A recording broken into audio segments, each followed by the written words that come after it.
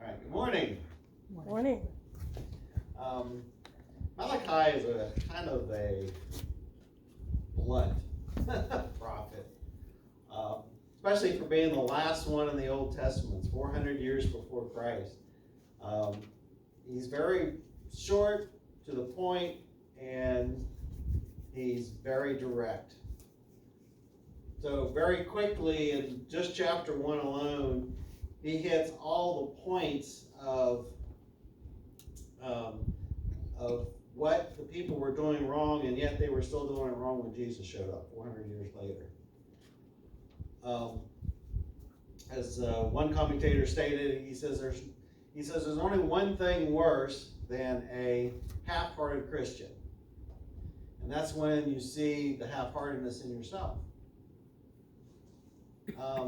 When Jesus talked, he talked about, the Pharisees, how can you help someone with a splinter in an eye when you have a board in front of your eyes? Before you can help someone else, you got to get rid of your own, obstacles in your life. So Malachi is really direct and in his message. Now the time period, if you remember, after Jerusalem came back from Babylon, or actually it was the Persian Empire who conquered by this time. There was the first wave, which was Zerubbabel. Zerubbabel built the temple. The second wave was Ezra. He built up the people. And then there was Nehemiah. Now, Nehemiah, remember he was the cupbearer to the Persian king, and he was upset because the city was in danger because they had no city walls. So Nehemiah's third trip was to build the city walls, and he had the Persian Empire to fund all that.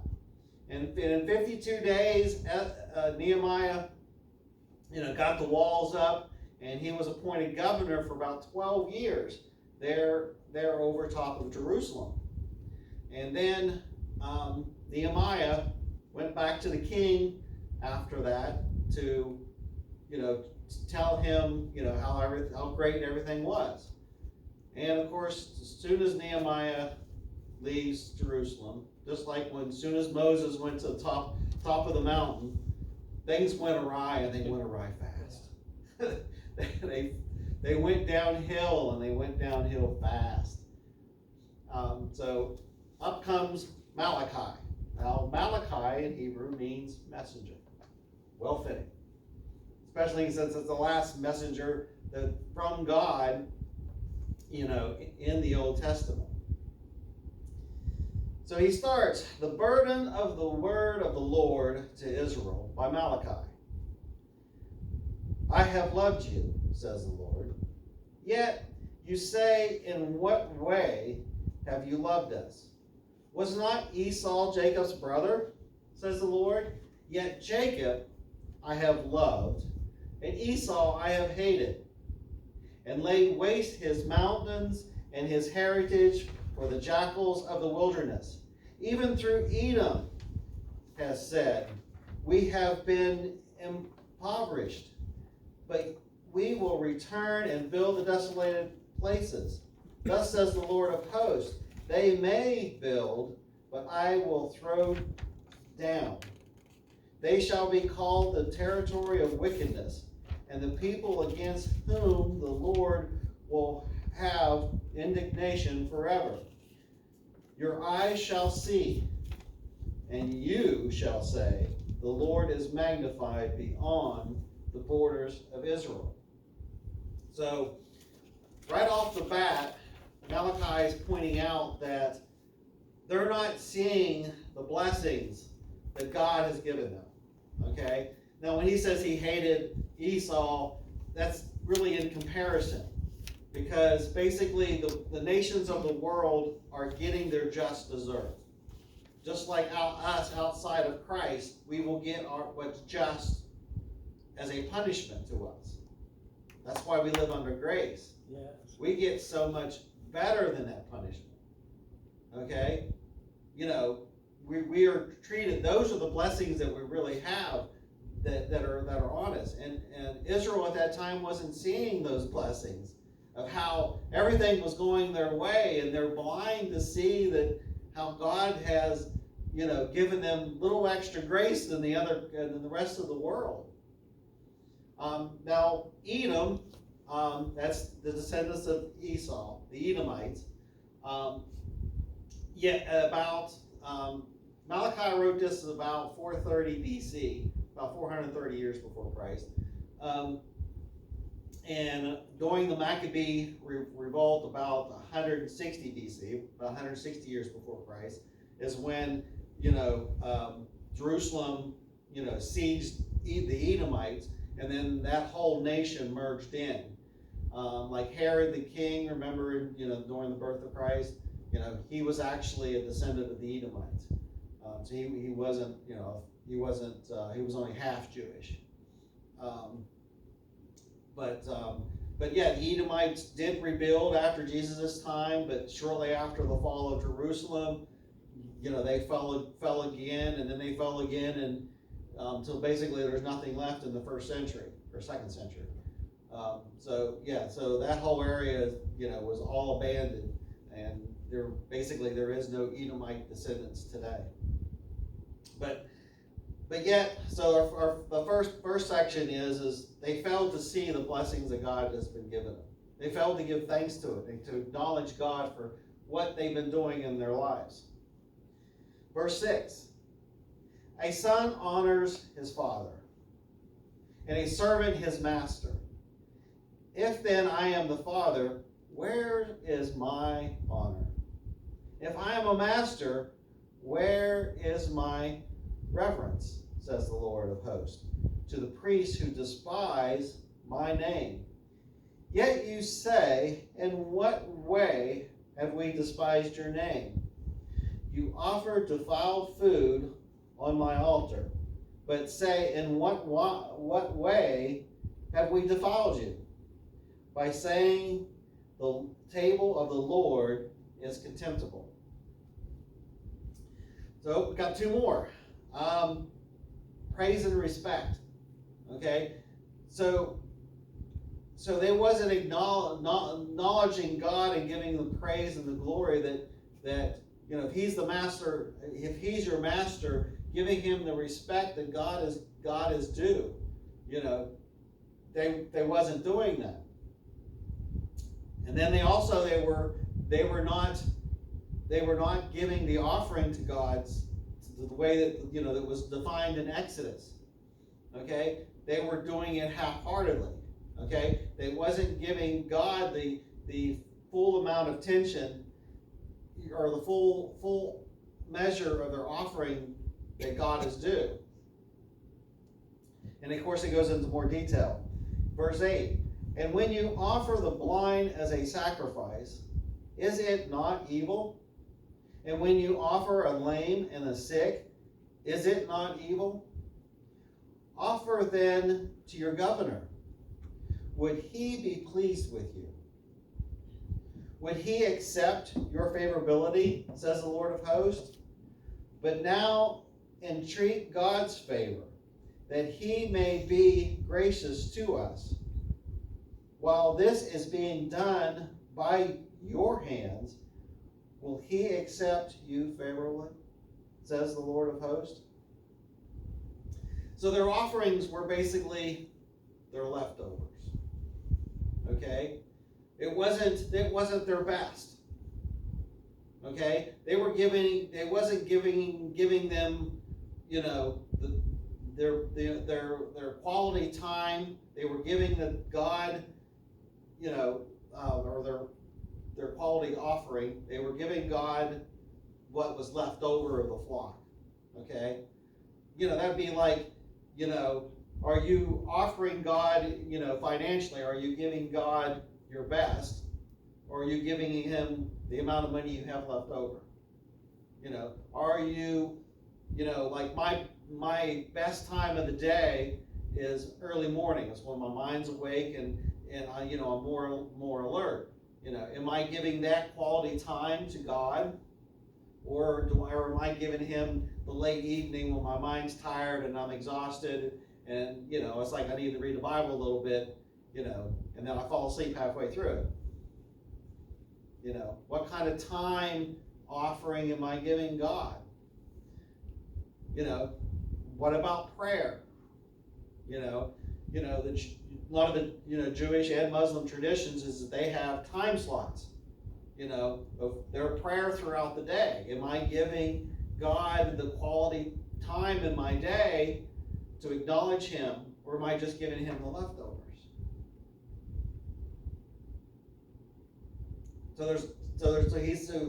Mike is hitting a lot of hard stuff about, what kind of godly person we are meant to be and what we actually are. I'm saying he's very blunt, direct to the point. He doesn't hold back on any punches. Verse 10, who is there even among you who would shut the doors so that you would not kindle fire on my altar in vain? I have no pleasure in you, says the Lord of hosts, nor will I accept an offering from your hands. For from the rising of the sun even to its going down, my name shall be great among the Gentiles.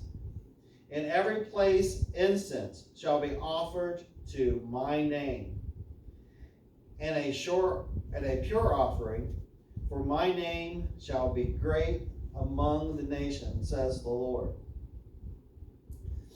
So he's talking about, when you give these offerings, or when you sing in here in his church, are you giving God, are you doing it because you love God, or because you think you have to? Are you putting any effort, into it? Because if we're not here to celebrate God and His glory and praise His name, then why are the doors even open? What's the point? And one commentator was talking about, he says, wouldn't it be something if when someone actually would put an offering into the plate, that it would bounce right back out? Because there's there's sin in their heart, or they're not giving for the right reasons. He said, wouldn't that be amazing? It might wake a few people up. Interesting concept. But yeah, why are you here? Why, what's the reasoning behind it all? Are we forgetting that whole purpose? Yes, we should assemble together to encourage each other with love, but it's also love to God. Verse 12, but you profane it. And what? In that you say, the table of the Lord is defiled, and its fruit, its food is contemptible. You also say, oh, what a weariness, and you sneer at it, says the Lord of hosts. You bring the stolen, the lamb, and the sick, thus bringing an offering. Shall I accept this from your hand, says the Lord? So he's talking a little bit more about the offering and what you're actually giving. But he also mentioned fruit. Are we providing fruit?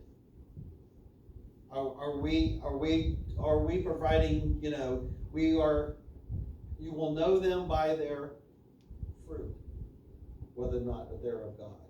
Marcia talked about this morning about sometimes you got to see not their words, but their actions. What you say, are you producing the fruit for the fellow man? So we're, that's why we're measured.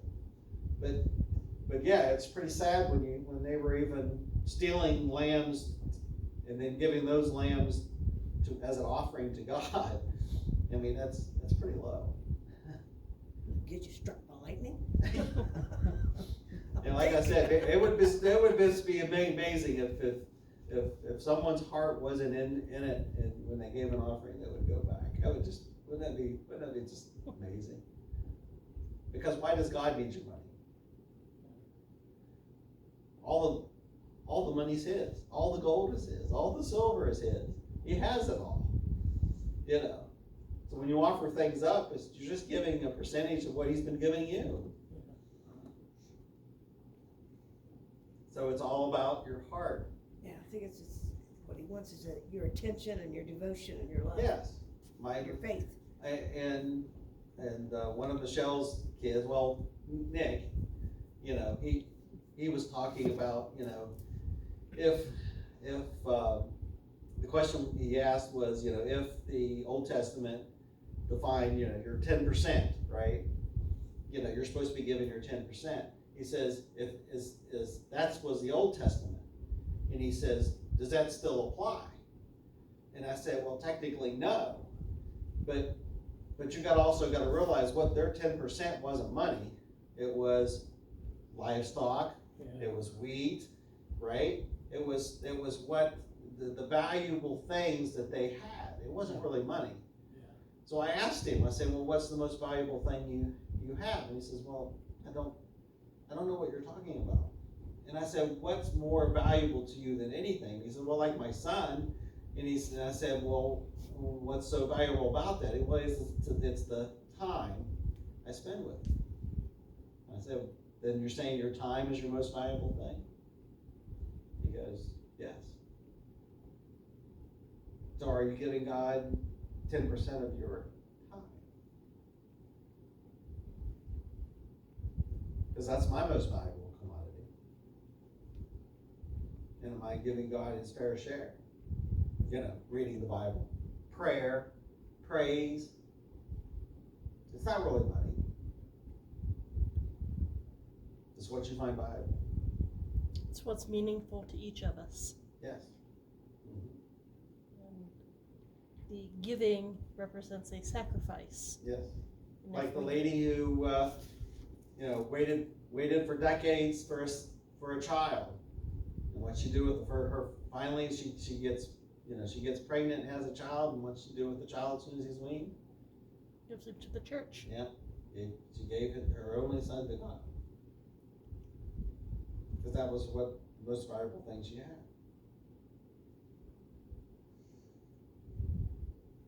So, you know, are we giving God his due? What's valuable to us? Last verse. But cursed is the deceiver, who in his flock a male and takes a vow, but sacrifices to the Lord what is blemished. For I am a great king, says the Lord of hosts. My name is to be feared among the nations. So it's going back to standing on your word, on your integrity. If you're going to do a show, or your actions, you know, are they following, you know, who you are or who you pretend to be? You know, as Christians, you know, we have a standard, not really to ourselves, but to our neighbor. You know, because, you know, God says to love thy neighbor, and he says also to preach to them. So our actions, are they showing the Christian value to those around us? You know, are our actions clear? Are we being deceitful? So Malachi is very blunt and to the point about what we should be. You know, and you know, what are we doing half-heartedly? And are we giving God the only thing he really wants? Is our heart. So if you have a need, feel free to come forward. Be happy to pray with you. Shut me off. And